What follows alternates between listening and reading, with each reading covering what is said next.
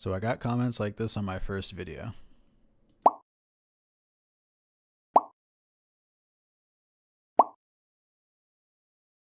So I decided to unbind crouch and see if it helps me at all.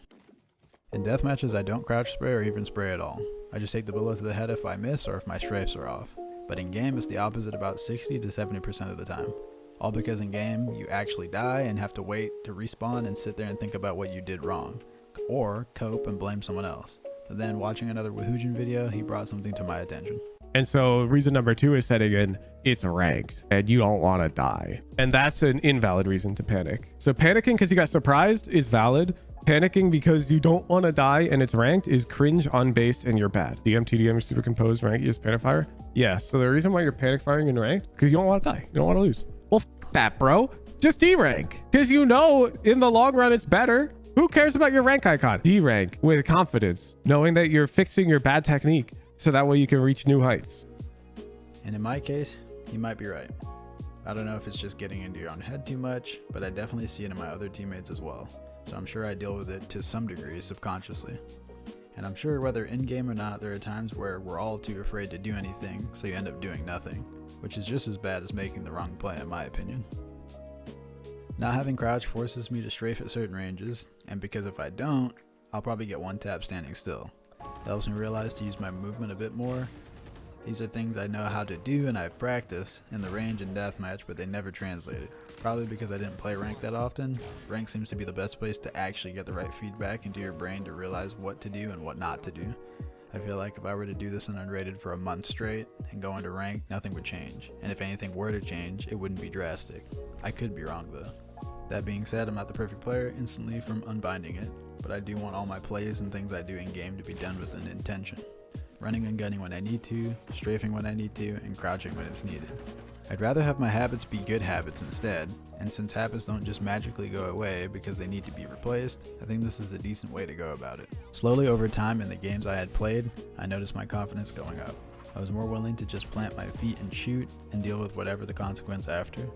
Either I die or I get a kill and leave it at that, then decide later if it was even worth going for it in the first place, instead of freezing up, do nothing, and still die. Now spraying is good in certain situations, but it's not a style I personally enjoy, especially not the way I've been doing it.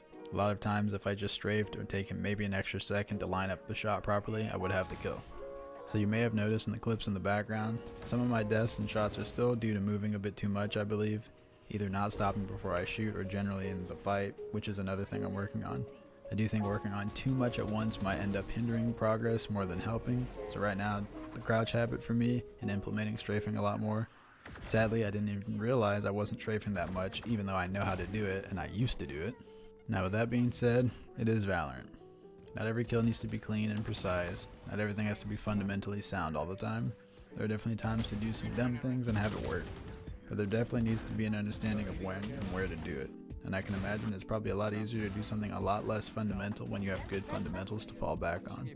At that level, there's barely any chance it turns into a habit because it's not something you do subconsciously or even frequently. It's a choice you have to make in that specific round or game. This doesn't apply to me yet, my fundamentals are not up to par yet, so unbinding crouch definitely helped me in the small amount of time I've been doing it.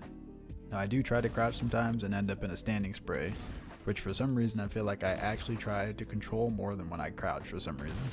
These clips in general aren't to try and showcase some insane aim or anything like that. I'm showing some shots that I believe potentially with having crouch bound I may have tried to crouch, and also showing that even with crouch unbound I still miss and I still have a lot to improve on.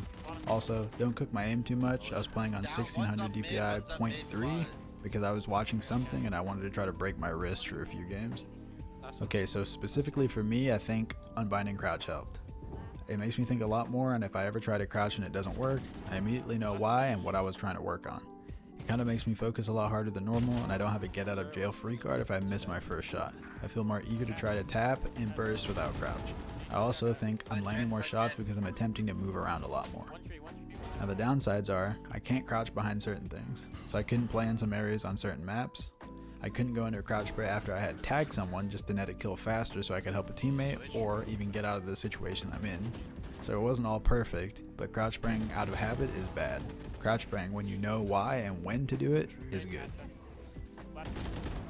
Now of course this is just my opinion, and it could change with an update, a realization, or a playstyle change. I just know right now, the crispy one-taps or nice burst strays feel the most satisfying in comparison to crouch spraying. I also think there's so many ways to play Valorant, so many playstyles, especially at the highest level everyone is so good, but not everyone is exactly the same. They all aim differently, use different settings, the list goes on. So I think it's just important to find your own style, take parts of other styles you like and have fun with, and implement them. But it is even more important to be open-minded and willing to take advice and learn new things that can improve your gameplay. So that's why I even made this video, and why I will continue to make more videos. Taking advice from comments and seeing how quickly I can apply it and if it's effective for me and my gameplay. So if you've made it this far, thank you guys for watching, and thank you guys for 1K subs and counting. You guys are awesome.